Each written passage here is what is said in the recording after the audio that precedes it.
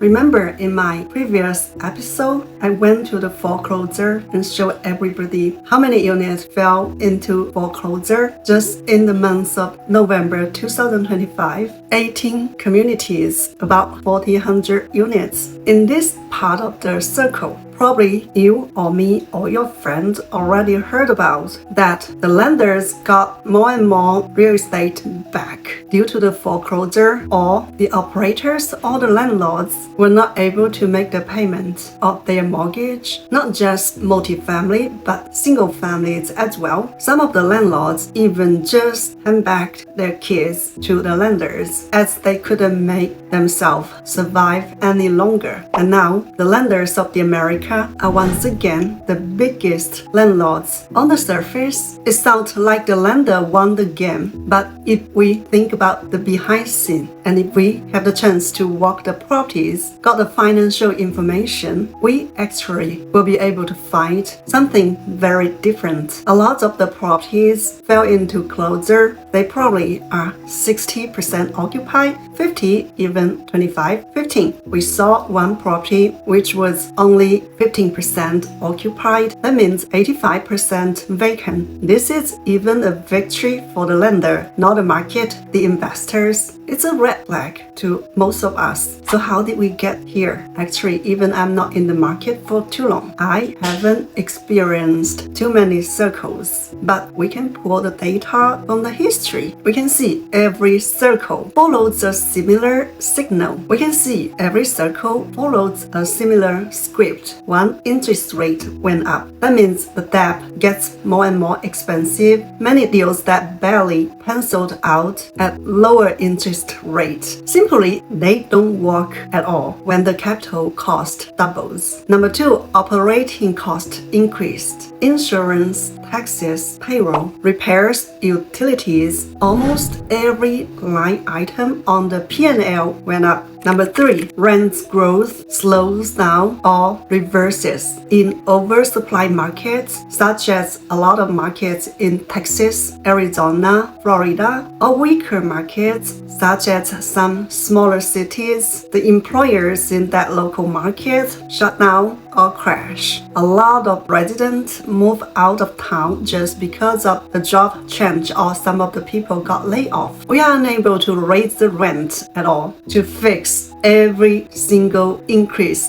on the operation costs. Number four, cash flow breaks. Loans default. That means the assets would go back to the lenders. First, it's extensions, then special servicing, and then short sales or REO. And just like that, in 2025, we saw a lot of properties that were supposed to be income-producing investments turned back into problems to the lenders and the lenders' balance sheet. So what do the lower occupancy rates mean? For multifamily, anything under 60, even below, is more than just underperforming. It usually also means, number one, deep negative cash flow. There isn't enough income to cover all the expenses on the daily operation. Then they won't be able to make the payment to their debt service. Number two, rapid physical and social decline. When there isn't enough cash, maintenance is deferred, staffing is cut, common areas deteriorate, and the resident base shift. Good residents would leave, and pretty much the ones stays couldn't find anything or anywhere else to move, and the properties have to offer concessions, or the other word, special offers to upcheck new applicants, and then physically increased the occupancy a little bit. Like I said, we saw properties offer 2 or 3 months of free rent just to get people move in. Some of the properties even offer barely zero cost for new applicants to move in. And I also heard some properties even offer, if the new move-in residents, they stay at the property for 2 or 3 months, they would offer another gift card, 500, 1,000, 1,500, or even higher. This kind of concessions or specials used to be seen on the new list up properties, but now we can even see them at the older vintage properties. That's not a good sign. to the landlord, to the investors, to the lenders. Sometimes you don't have choice just because all the properties around you or your competitors are offering the specials, the concessions. If you don't do anything, you won't get any applicants, and your current resident would move to those properties as well.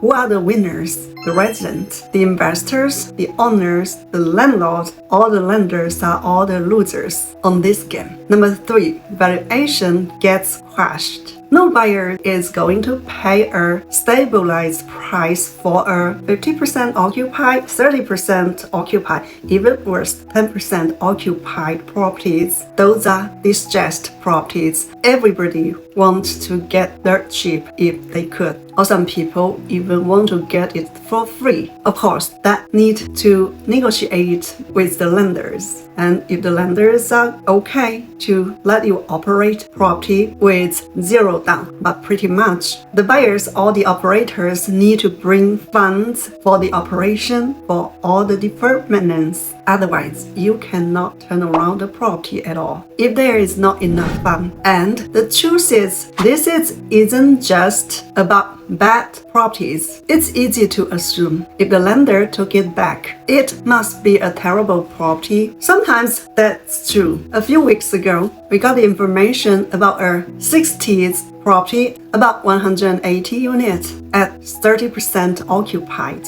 Their balance on the loan was about close to 60K per door. The balance of the loan to the property was about 70K to the lender, and now they accepted 38K. But the truth was, after we drove through the property and we figured that the property probably only worth 25K a door, because you have to put at least 30 to 40K per door to bring it back. Even though if you got it at 25K, the investors probably won't make money just because the property didn't produce enough income and there was a lot of deferred maintenance, and we didn't know how many people of this 30% occupied units actually pay their rent. Pretty much 40 to 50% on the 30% occupied were the residents that you have to replace after taking over. So the truth is, even you were able to get those distressed property with very low price, but the issue is the operation. A lot of the time, the original owners give up mentally. Once they realized that the property or the deal was upside down, they stopped investing in any repairs, stopped pushing the leasing, stop fighting their best for the asset. And then it takes time to turn the property into foreclosure. The process could take months or a year or even longer. And the lenders are not the operator. Their job is to protect their capital, not to rebuild a community, not to run a turnaround business plan. And most of the time, the receiving management company, all they do is just babysitting, not rebuilding the property. Especially those third-party receiving management company under the lender or a special servicer. Usually, they would do their minimum, collect the rent what they can collect, spend as little as possible, and keep the lights on. So if we got those properties, we would end up with assets that might still have solid bonds, good fundamentals, good locations, but no one is truly operating them. And that's how those properties fell into 50%, 30%, even 10%. So are the situations risk or opportunities to us investors? From an investor's perspective, these realities cuts both ways. Of course, the risk. Some properties are fundamentally broken or destroyed. Wrong location, weak demand, population decrease, a lot of jobs cut off, or a lot of people got laid off, or some of the properties are under severe physical issues. Those are the properties that would be too risky for the investors. Of course, there are also opportunities on every circle. If we can buy at the right price. Confirm the fundamentals are still there. Bring in a strong operation team and move the occupancy to 80-85%, even better 90 or above. We are not just buying a discount property. The purpose, if we got into those properties, is to rebuild the cash flow engine. That's where the real upsides are. Sometimes the market headlines are the opportunities to some investors, and sometimes not all those properties are savable. So we need to be carefully with the due diligence that we have to do before we purchase a property. And sometimes those properties are not even worth our time. We shouldn't chase our capital or our time. We need to do enough due diligence, and also we need to be sure that we can turn over with our experience, or we have strong operation partners to do it together. So what do we learn from this circle? Lesson 1. High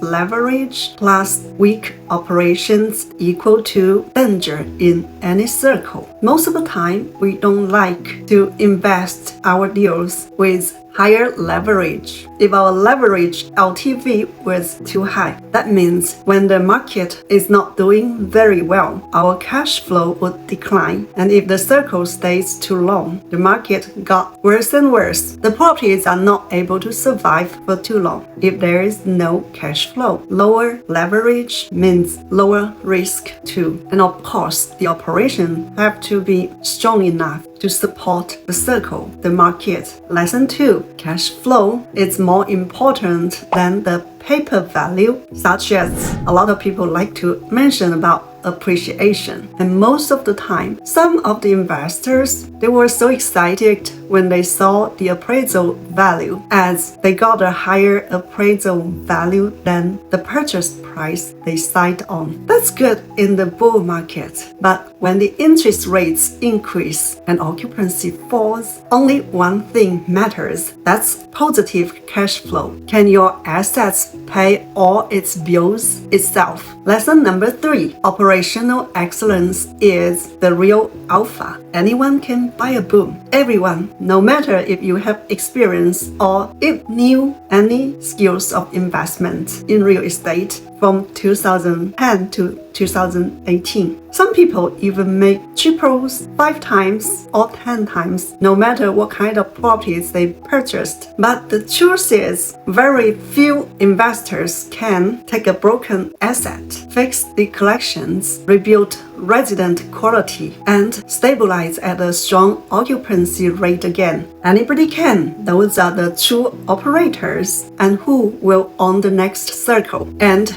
every circle. So what do you see in the current market and the current circle? Do you feel risky, or do you feel excited to get some true opportunities?